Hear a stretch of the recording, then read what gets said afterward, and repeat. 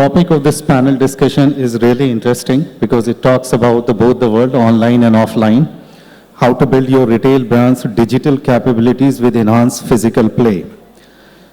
And what we have observed that during the pandemic, the challenges were slightly different, and somehow physical stores were struggling like never before, and e-commerce actually enabled those, somehow filled those gaps. So I would like to understand from you, Mr. Nayak, I'll begin with you. What trends do you see in the market, and how has the changing behavior impacted the brand digital strategy, be it online and offline, based on whatever the organization were into? Did you notice any tangible changes based on the behavior of the consumer? Yeah. Hi, good evening everybody, and a warm welcome to the audience and the other panel members. So yeah, COVID definitely hit all retailers hard, and it is important, when we live in a VUCA world, to pivot to the change, and it's survival of whoever can really adopt and turn on a dime, right? So for us, our customers, our loyal customer base couldn't reach the store, so we started a program of store to door, wherein, through channels like WhatsApp and even, store on wheels, we were able to reach out to our customers. Now, that being said, one of the clear trend one sees across retailers was a sharp uptick in online sales, right? While that quantum of growth in the retail continues, what is important and very heartening is that, one sees again a movement back for the physical presence, right? For physical experience of all the goods and services that are offered in retail. Now, a couple of key trends one sees is, all of us had existential crisis during the COVID times.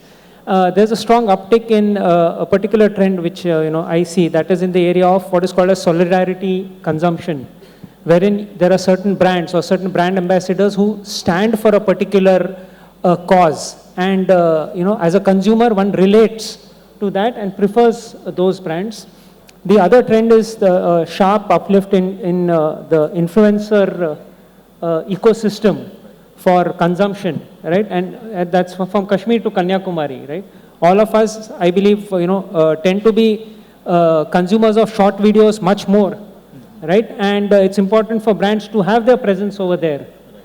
The third trend one sees is in the area of the whole offline-online confluence, if I may say so, right? Wherein more and more you do one part of the whole sales cycle or discovery cycle on one of the channels and actually do the balance activities on the other channel, be it research online, buy offline, which is a trend one sees very strongly in the automotive sector, for example, or for that matter, go to a store, experience a particular product, and then you are spoiled for choice as far as marketplaces are concerned to take the best pick, right? And that has actually brought into the limelight the whole area of experience centers where you can physically experience it, right? What I see in the future is much more of augmented reality being leveraged. One can call it metaverse, one can call it virtual reality, augmented reality, in terms of identifying, experiencing, and hopefully consuming, right? So these are the trends that I'm seeing. Dr. Rastogi, I'll come to you. Since you come from FabIndia, how has been your experience, especially from the digital strategy perspective, given the fact that something that we have learned from the pandemic era? Yeah, hi, good evening everyone, good evening to panelists. So there are 2-3 interesting things which are happening or happened. One thing is, I agree whatever Rajgopal has covered. More to it, customer has become very, very demanding and he wants experience, and if he goes to the offline store, he wants Apple store like experience, and if he goes to a website or any online channel, he wants Amazon or Myntra like experience, and he's looking for a seamless sort of experience. So the challenge for us as retailers, that how we can give him a seamless experience pre-purchase, purchase, as well as post-purchase. With digitalization also, we have a sort of explosion of information also around customer buying behavior or something. So customer expects that we leverage and give him a seamless or better experience. So customer doesn't care how much we know about him. He only know how much we care. So that's the theme where we, as retailers, we need to work out and give him a better experience based on the power of digitalization, and Omni piece is there to stay. But day by day, whatever customer expectations are going one notch or two notch higher, whatever the best offers, and then he will compare you or FabIndia, or whether it is Metro or any other brand, he will compare whatever he is getting from the best of the brands. So that is going to stay, and we need to leverage digital understanding to give him that experience. That's my take on it. Right. Mr. Chetlur, earlier Mr. Nayak was referring to the fact that there is a kind of convergence happening, and that convergence is happening just to provide a different level of customer experience to the customer while they are coming from any medium or any channel. Could you share your experience, especially from Pepperfry point of view? How has the digital journey been actually being explored? I'll put it like this: fundamentally, for the category that we are in, which is home or furniture, home decor, which largely I would say 80 to 85% of the category being unorganized. The way we started off back in 2011 was as a e-commerce platform, which is a marketplace. And fundamentally where we are today is true believers of omni-channel as a strategy ahead, right? And while saying this, I put it out, roughly today 40 to 50% of our business comes from offline and the balance from online, right? So it's a almost equal split of online and offline. And I wouldn't know whether to call it convergence or not, but the true test of a consumer, like I'm using verbatim examples. So this is a consumer whom we met. She said that I had actually carted this product while at home, but I was not sure this is exactly what I wanted to buy. So I visited the store just to be sure. In our case, knock on wood, and be sure this is exactly what I wanted to buy, and came back home and ended up buying something else as well, right? So in our case, the true consumer mostly is just the same single person. There is nobody else shopping online. There is no separate consumer shopping offline, right? It is the consumer of one whom we need to cater to and provide whatever the best we could. And which is why for this consumer during, let's say, the peak of the lockdown, when we have a feature like AR, right? Talked about it earlier also. The idea is when we had a feature like AR, we saw 1 in 5 cards that happen through AR, right? People actually tried out the feature, especially in our category, which is large in size by price. This category of the feature of AR really works. So we've seen 1 in 5 people ending up using the AR feature. In fact, today we are having physical store in about 100 plus cities, let me put it like that. But where we want to head is ideally moving towards an AR or a VR setup, right? And that's something we truly believe in. If I can actually put up a studio or a store with actually 0 furniture pieces in it, right? That's what we want to move towards, because I can then have a 100 square feet studio to set up, right? Because everything happens on the device. So ideally, I would call the true convergence would be a physical place where you can have a digital experience, end up by, in our category, it's also about 1 lakh listings, right? So see all of that, which maybe a 6,000 square feet cannot accommodate, right? I'll put it like that. Mr. Dharmarajan, you come from Tata CLiQ, and we see a huge push by your organization going digital, and a high level of integration happening within different business units. Could you share your experience also, especially from a digital strategy perspective for the online as well as the store management? Yeah, sure.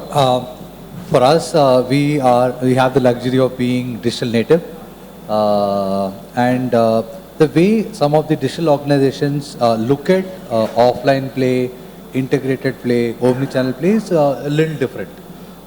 Purely because certain things that you take in as a given, for example, are dependence on data. Because there is abundance of information available about consumers on every single touch point. Where is she coming from? Which platform did she see the ad based on which she landed on the platform, and after landing, what did she browse through on the home page, which all pages did she land on and search. Trying to replicate all that capability on the offline world gives a very distinctive advantage, and we're still at a very, very early stage.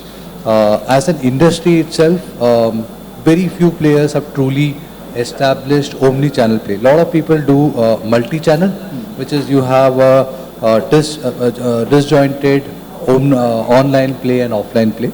There is a lot of work that needs to happen. But what we truly believe is the experience is outside it. It is the consumer who demands certain way and certain availability of channel. For example, I manage beauty business for Tata CLiQ. Beauty as a category, the nuances is very high on training, very high on education, high on touch and feel. At the same time, there is a lot of online play also happens when consumer know what product she wants, what brand she likes and what brand she prefers. So the choice of what channel that you offer to consumer and then integrated play of online and offline, it's an outside-in play. It depends on the consumer need, consumer choices. One big shift which we are seeing in beauty, and essentially even Mr. Nayak touched upon it, is the role of product and content coming together. Today, buying decision is based on various content consumption, whether it is your reels, short form, either you're following influencers or you're following certain brands, has a very large role. It is fairly significant for beauty as an industry, which essentially means this omni-channel is not restricted to just the product availability in online and offline world. It is how you are integrating the information required for consumers to make that decision. It's a fairly complex one, but the future is an integrated play, and that's the consumer demand. Whatever category requires that from the brands to design and develop will happen. But there is a lot of gap to be covered on both the ends. On the offline side, especially use of data and information to predict, like what the gentleman from Pepperfry mentioned. It's really dreams of most of the online players to know when a consumer walks into the offline store that who that customer is, what are the products that she's already browsed, what is her past buying behavior, and knowing what is there in her cart, and then design the journey from there on, is what is the expected journey to be established. It's still very, very early days there. Absolutely. Mr. Sreekanth, a couple of speakers earlier spoke about the fact that there is some change in the way the customer's expectation and their behavior, the way they are actually buying product online and offline.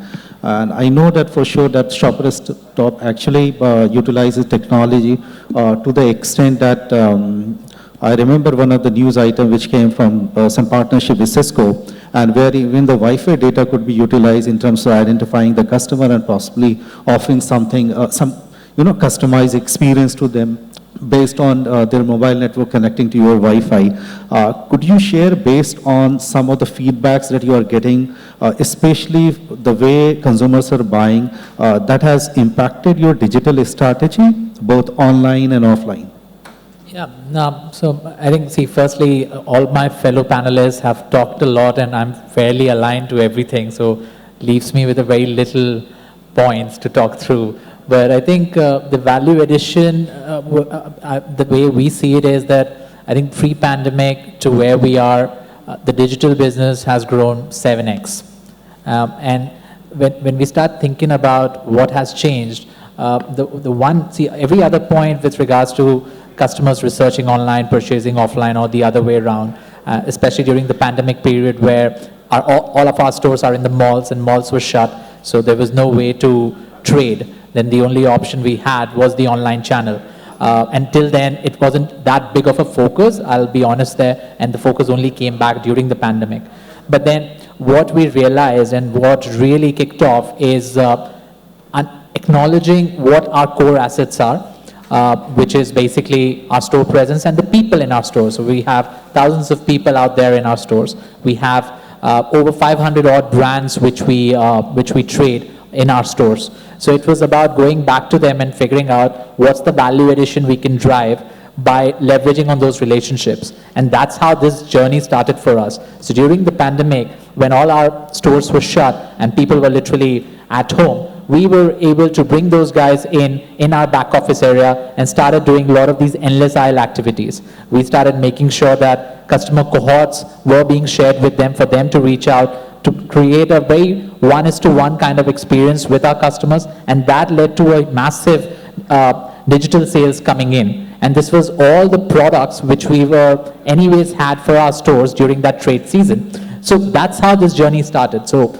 suddenly all of us realized that this was anyways all about leveraging on your core assets, which is your stores, your brands, your inventory, and the people, and how do you drive incremental value without driving incremental cost. That pretty much what worked for us, because from there on, today, it's part of the KRAs and KPIs of every customer care associate in our stores as well as in our support office, which is our head office, to make sure there is the digital sales mix coming through. When we talk about our loyalty mix, so very different from how my fellow panelist from Pepperfry talks about. For us, these are two different customers, right? Because we are traditionally have been a brick and mortar business, and for us to embrace digital and how we have seen post-pandemic the traction, it's been phenomenal. And this is where we're also starting to see that the First Citizen Club, which is our loyalty program and by far one of the most reputed ones in the retail fraternity, there we're seeing a much higher mix of customers shopping across both channels. And when they start doing that, what we're seeing is one of the key metrics of the wallet share. So the wallet share has gone up 2 times. The frequency of transactions have gone up 5 times. So in our language, from a P&L standpoint, what really matters is the CAC to LTV. What is the acquisition cost? What's the overall return I get from that customer? So that has grown multifolds, because now we're not thinking of e-commerce as a separate engine, right? We're thinking about the whole omni as a piece in terms of how from a disjointed, from a multi-channel to get to an omni-channel. And to get to this journey, of course, you have to be multi-channel, because there needs to be those learnings which needs to come in. And then you start looking at, and it's an ever-evolving concept anyways, right? So you need to think about your low-hanging fruits. And for us, a single view of inventory and a single view of customer is what we thought are the low-hanging fruits. We know all of the data about our customers, but how do we kind of drive that value on our platform without really going out in the market and trying to scout for the customers, and we may not get the right returns. So that as a journey has really started for us, which continues to play even now post-pandemic, where I think within the retail fraternity, the recovery levels are almost there as compared to pre-pandemic.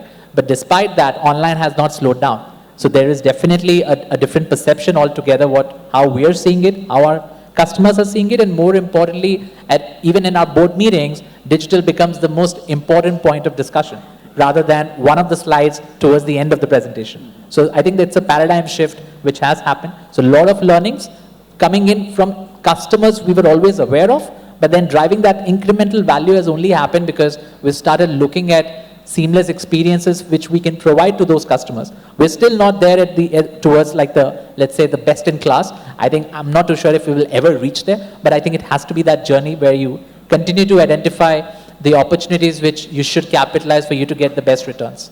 Right. Earlier you mentioned about, the integration, and we believe that to offer the different level of customer experience, you need to understand your customer. That means the visibility across your inventory, point of sale, customer acquisition initially, that becomes really important. How many times they are turning up, all those things. But there is no silver bullet as such to understanding the customer. Why there is so much challenge? Is it because we do not have the single source of truth from data perspective, or is it something else? Yeah, so this is a slightly easier problem to solve for in the online world, and we would like to believe that we have reasonably solved it. We are one of those lucky startups to be housed under the group of Tata, so we didn't have to earn a right to own best-in-class data analytics systems. We had it from day one. But what we did from day one very clearly is our data roadmap. How we will be very highly focused on defining events in the online world. And it can be replicated in the offline world itself. How will we define what is an event when a customer lands on the platform, have a very clear dictionary definition of it. From events, then conversion of those events into data. What will be called as a data? How will you classify something as a visit? We ensured that it's a single repository, single unit with a definition defined for everybody to go back and refer to. And then from data, we started with manual insights. Today's system starts throwing in insights. We have capabilities to do it. And the next journey, which we have just begun in the last year, 12 to 18 months, is data products. Those insights now help us do a lot of data-related products and, for example, recommendation engine. It's a fairly powerful recommendation engine. Based on this data we are able to do. We are able to do in-session personalization. If a customer has browsed through 10 products in the session she is in, the 11th product that she sees is based on the intelligence of what she has done, and we browse, we change, and so on and so forth. This is not that it's a luxury, it's a necessity. The consumer expects it. And that's the world that we are in. Everyone compares with all the brands that you are in, whether it is the same industry or a different industry. Whether you are a banking customer, you are compared with how seamless it is to use Amazon app or how trendy it is on UI on Cred app. That also sort of enforce that the expectation that you have internally, it completely changes. And this on the retail offline side, we are still in very early days. The point that you mentioned on use of beacon and beacon technology, geofence to ascertain. Today we don't, I'm not too sure, Sreekanth probably can sort of throw some light, our ability to pinpoint exactly how many customers walked into a particular store yesterday and how many of them were men and how many were women. It's not that easy. It is by definition, and some of this also requires a reasonable progress on the technological front, which we believe has happened in the last 12, 18 months. There are a lot of technology available. People are experimenting. This will lead to our ability to know the consumer better, and knowing better ensures that whatever that you communicate with customer is sharper. Don't use machine gun approach. Use very, very sniper based. You note very sharply every single communication message that you send out to consumer is focused on her. It is highly contextual. It is the need that you already know based on the information that is provided, is how we see. And it is going to be the differentiator. For platform like us, marketplaces, e-commerce, the cost of switch is very low. It is very easy for consumer to move from one app to the other, one platform to the other. If the experience is not consistent, it's not great. Every single part of the experience is not great. And hence it is super important that every signal the consumer gives, we are able to read it, use that information which helps us in enhancing journey.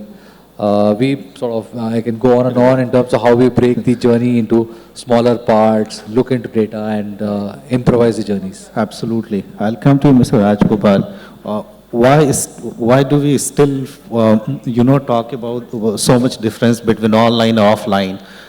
Sometime back when the cloud came, there were a lot of discussion on-prem and cloud. And if you look at the retail industry, most of the innovation is happening in the cloud. So some way those definition has completely diminished.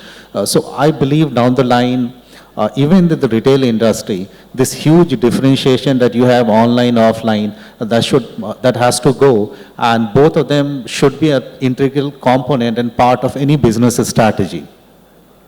Yeah, I mean, so it's a no-brainer. I as a customer, when I look at a brand, I look at it as a single brand, whether I go to the offline version of it or the online avatar of it.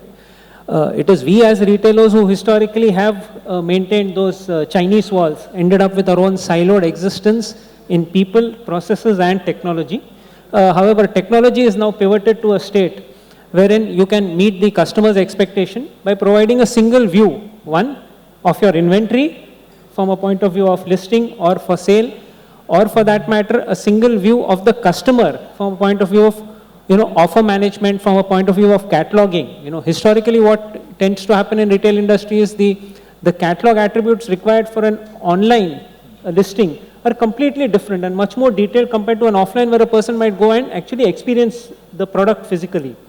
Through integrated systems now, right, it is very much feasible, right, and it's a no-brainer, and these systems tend to be on the cloud. So, right, going cloud first as far as technology is very important to build a system where your typically what you call as your POS data and your e-com data are all have just one avatar and they're just different cuts that you consume.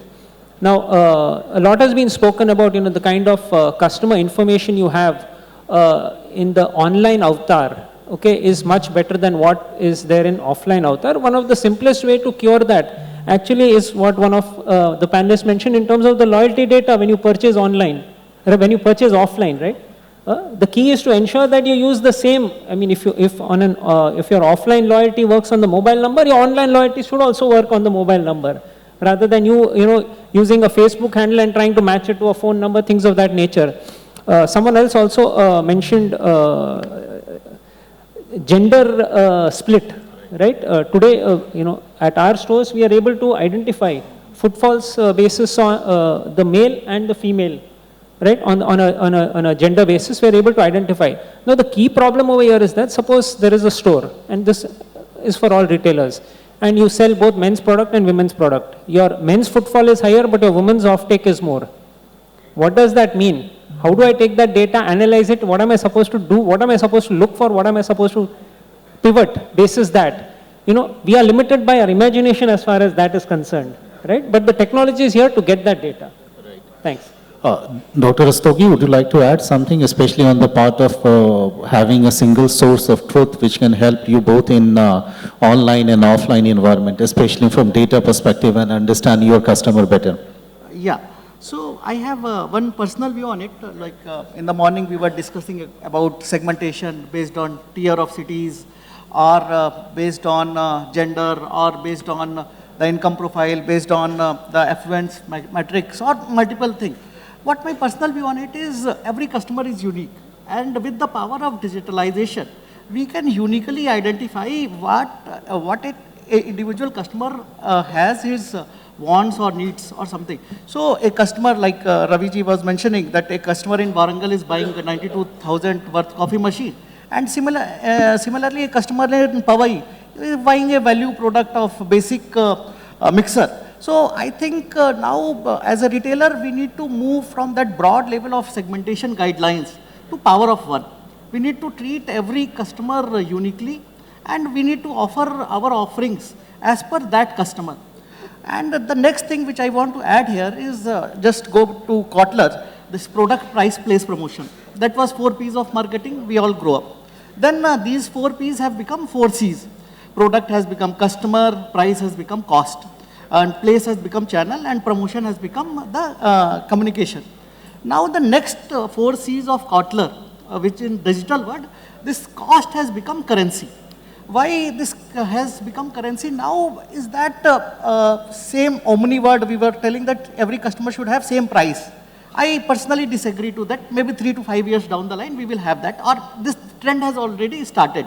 Like Uber with different part of time, with different, you have different price point. Multiplexes, in the morning you have different prices, evening you have different prices. Airlines also.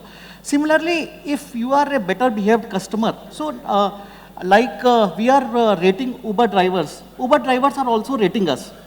Going forward, based on our behavior, or we are shopping at Mintras and Amazons of the world, and if we are consistently using or misusing by frequent returns, after the party, after reading the books, it will give me a bad rating. So like CIBIL score, this will have a currency-like thing where I will be priced differently based on my buying behavior. And digitalization will bring that power. So the power of segmentation and the power of pricing will go from this bulk of customers, because broadly you don't have that information earlier. But now you have every customer behavior noted, And going forward with ONDCs and all those, but across multiple channels his behavior is noted, like Sibyl. What you do in a particular shopper stop, what you have bought versus Chroma you have bought, you used card X, you use card Y, you use card Z. Your every behavior is recorded centrally. Same thing will happen 3 to 5 years down the line, and where every customer will be treated based on his behavior. So that's how I think the power of real digitalization will come, and then customer will also feel empowered or delighted that the retailers is understanding that the first line with which I have started. Customer don't care how much you know. This type of, once you give him the customized offering, then he will truly realize the power of digitalization. That's my take on it. Yeah, just to add to that, just using our example, today if you walk into a Pepperfry studio, we don't sell any of the products from the store, right? So it's a physical store. You could be in Kollam in Kerala, but you walk into the store, what you see there, you don't get to pick. Because what we believe is, number one, what online and offline together builds in is, in online, we have the luxury to list 1 lakh plus products today, for example, in this category, right?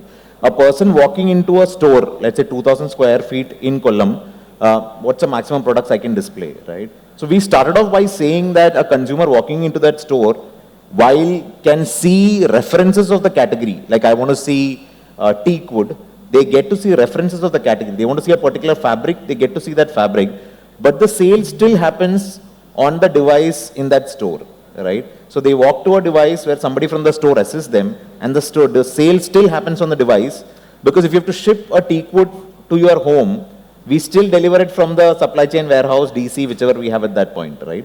So what we believe is 2 things. One, online gives you that luxury in that physical store to list 1 lakh plus products. To answer your question on a pure play, should there be difference? The stock, the product, the pricing that they see on that store is very similar to what you see online. What you get in a store but is assistance to buy, right? Because a consumer walking in, what we call a modern aspirants in our category, when they walk in, they do not really know what is the right tone or right fabric color that matches with my wall shade, right? So what our consultant, what the studio manager helps you do is make those right choices, right? They want to know, okay, if as per Vastu, what fits in right? If the light in the room is less, what fits in right? So that's the assistance that happens in the store, but the sale still happens online. So I just want to build that in, adding on to what they said earlier, right?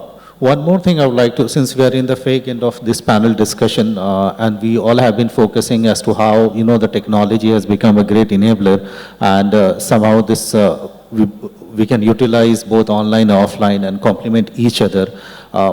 And every organization would like to have a better visibility across point of sale, inventory management, supply chain. But that is easier said than, because you require a lot of integration for that. In your views, what are the 2 key challenges that the industry needs to focus in order to address some of the challenges that you see? So one thing is we constantly track, because one, being online present, there is visibility of where the sale is happening, what the sale is happening.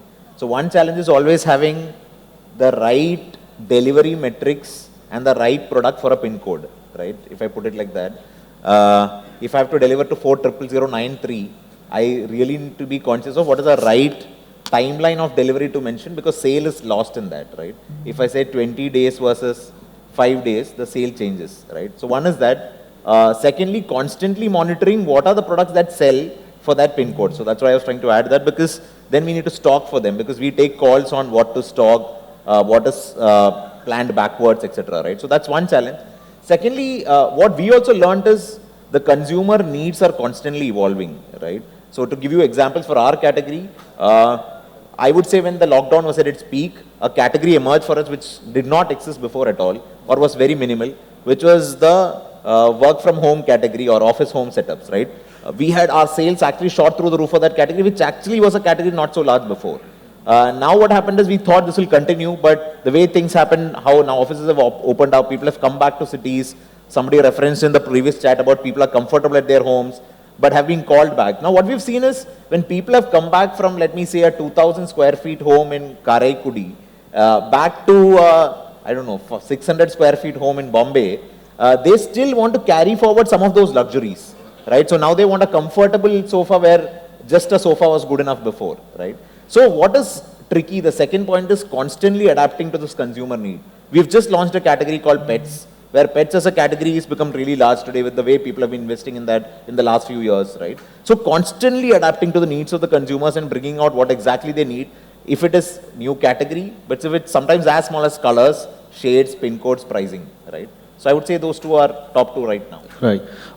Dr. Rastogi, I would like you to focus on the fact that, given that the privacy becoming really important for the consumer, and then we do have a bill also pending in the parliament, that means the visibility is going to be a challenge. And for an offline store, it could be walk-in. You might not be aware who is actually coming. From that perspective, you could share something especially as to how, those challenges could be addressed.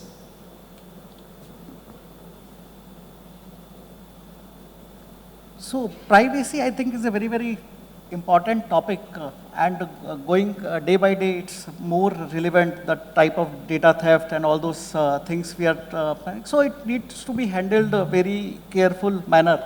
That and it is a fine balance between understanding the customer and not breaching that the wall of privacy. So that's my take on it. Mr. Rajgopal, your views especially around the challenges that you see the industry is facing in terms of the data management, in terms of having a very symbiotic relation between online and offline, and completely actually going away with the two definition that we have. So I think just like what I mentioned earlier, and it's important to have a single view of the customer. Similarly, you need to have a single data repository. You can call it master data management, catalog management system. I mean, there are a dime of dozen terms that get used over there. But what is important is the speed at which a change in one particular system, and you'll always end up, whether you like it or not, having silos of transaction systems that are there. How fast you're able to get data in a clean form across these systems becomes very important. Being on the cloud, if all your systems, if your POS is on the cloud, your e-commerce integration platform, your warehouse management, etc., are all on the cloud, it just makes the whole exercise a tad bit easier, right? That is the first most important thing over there in terms of data management. Then also, with respect to privacy, so we live in a world where, it's an ecosystem play, even at the technology level, at the service providers level, even in your supply chain. What is important is one thing is to protect the data. By protection of data is how you ring fence that data, mask that data such that it's only available, what is available to be consumed by a particular partner is the only items that are available, He needn't know the full data, he or she needn't know the full data.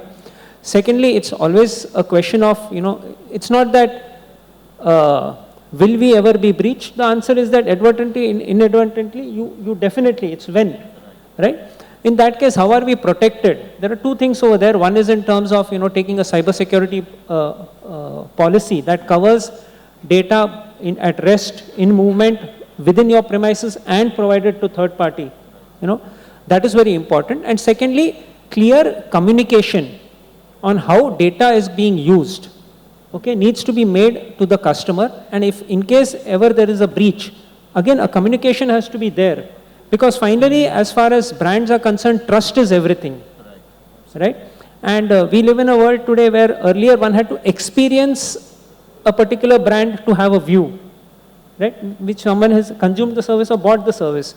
Today, the digital experience, even before the purchase, can determine, a particular view of a customer. That also means the views that are there for your product from other consumers on social media. Absolutely. Mr. Dharmaraj, again, I mean, both of the thing that both the speakers spoke about becomes an integral component of your business continuity plan. And in a post-pandemic, we see there are a lot of discussion around resiliency and data management, having integration, cybersecurity stuff in place.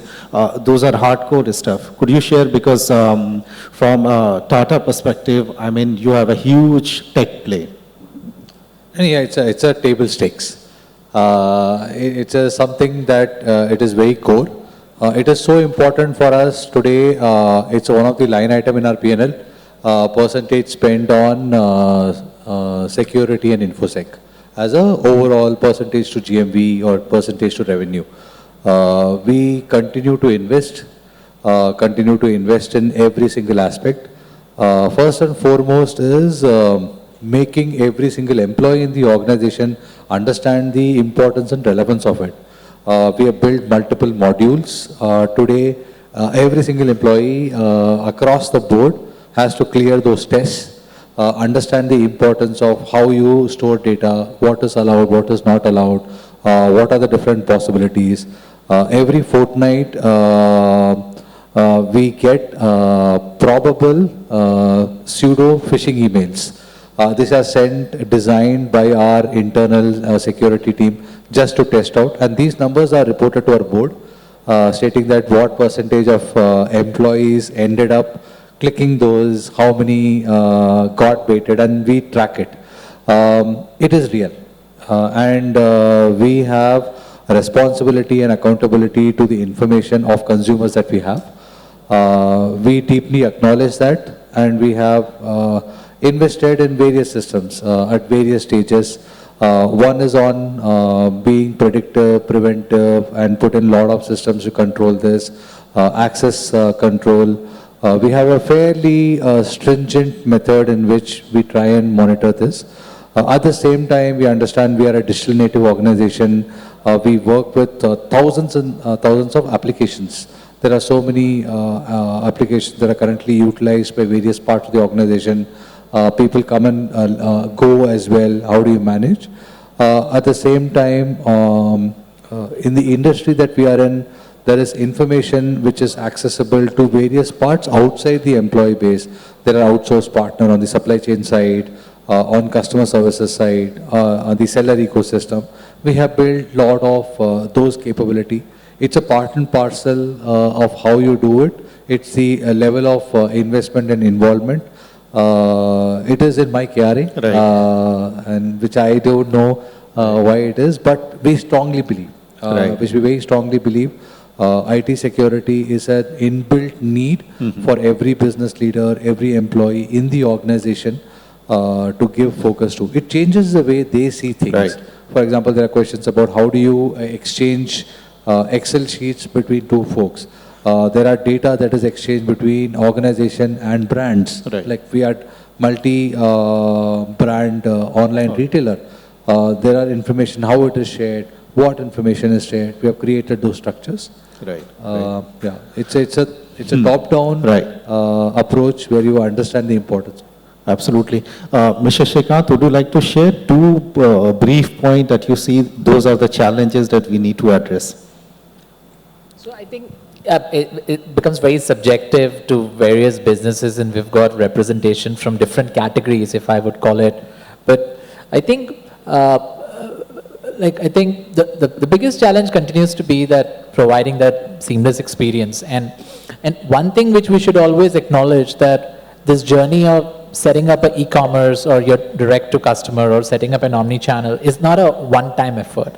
It requires a lot of focus, a lot of investment. You need to continue to invest and evolve. So one of the examples I'll talk about, that lot of the retailers today in the country are working on tech solutions which we call it as monoliths. So these are various, I don't want to name those platforms, I'm sure a lot of you are aware of. So where it becomes difficult to customize.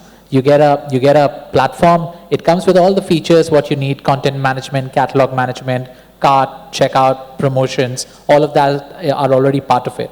But then you need always these bespoke experiences for you to differentiate your brand with others. And that's when challenges come in. And today the world is moving to this entire cloud native, microservice, headless. So a lot of new technologies which have come in, which makes it a lot more easier for you to embrace that change and keep innovating. So I think that's also something equally important for a slightly more matured, let's say an e-commerce or a digital enterprise, which is getting onto this journey, because we should always acknowledge the fact that just setting up a site, bringing in traffic, seeing those sales coming in is not just the end result. There is so much more innovation which needs to happen because as my fellow panelists have already talked about this, the experiences which they get, which is industry agnostic, really has to be considered while you're building something which could be not so secular at a category level, but you have to acknowledge the kind of expectations the customers may have.